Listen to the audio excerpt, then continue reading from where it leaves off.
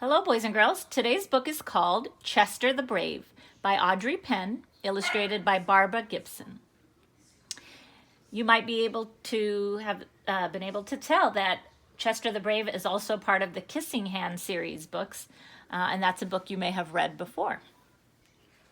I hope you enjoy it. Chester the Brave.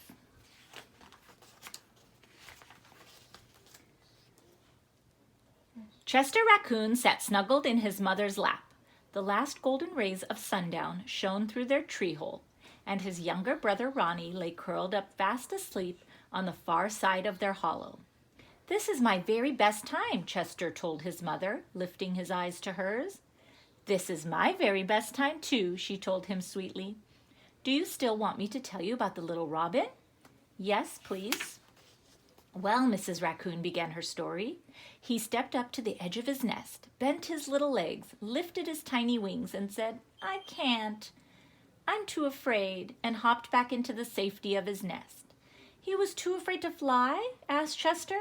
"Yes, he was," answered Mrs. Raccoon. Chester looked very worried. He drooped his head and stuck out his lower lip. Did the little robin think it was okay to be afraid?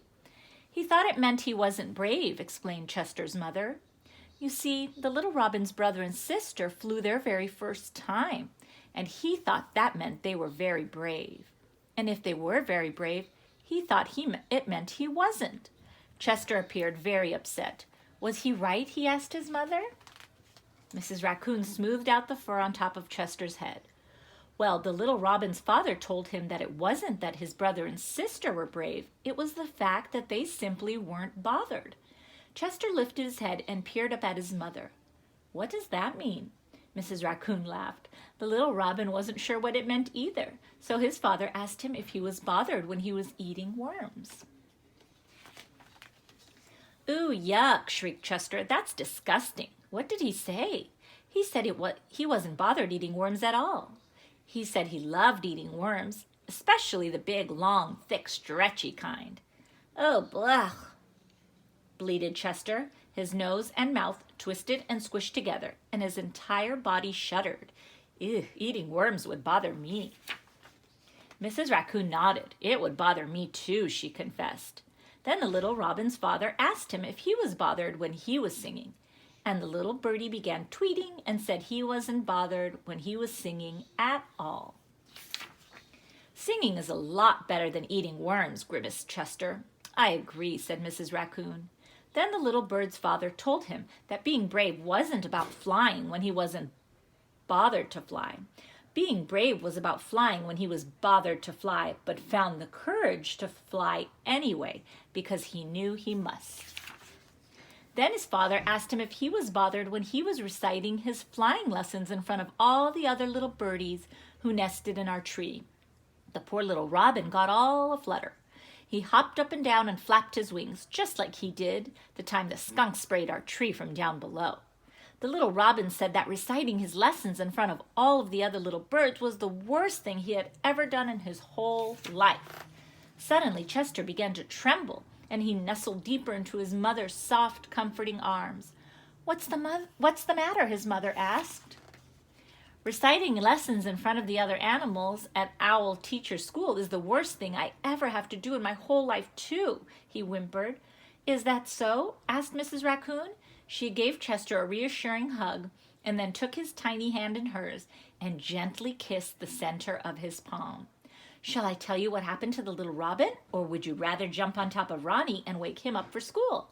Chester giggled. "I want to know what happened to the robin."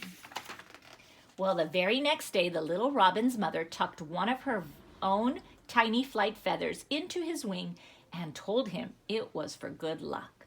So even though he was still bothered about reciting his lessons, the tiny bird stood in front of all the other birdies in our tree and twittered. "I lifted my head to the clouds. I push off with my feet. I flap my wings and let the gentle breeze take me for a ride." Gulp. And while he was still afraid to fly, he found the courage he needed and said to himself, "I am very brave." Then he stepped up to the edge of his nest, spread his wings, pushed off with his feet, and flew away. After all, he was a very brave little robin. "Hooray!" clapped Chester. Do you know what I think being brave is? Asked Mrs. Raccoon. Chester shook his head. I think being brave is about 3 little words. Think, tell, do. If you think you can't, tell yourself you can and do it. Mrs. Raccoon lifted Chester's hand. Can you see my kiss in your palm? Chester laughed. No. Well, you know it's there, and it's for luck, just like the robin's little feather. Chester jumped off his mother's lap, bent his knees, opened his arms, and yelled, I am very brave. Then he ran to the other side of the hollow and with a flying leap landed on top of his brother.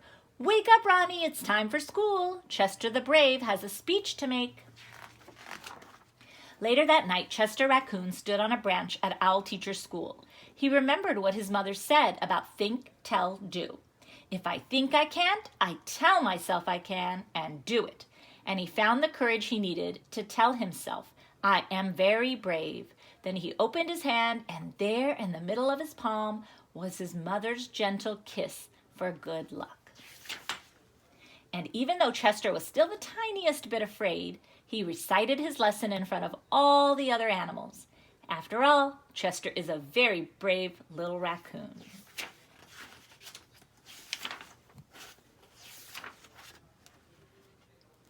I hope you enjoyed the book today, boys and girls.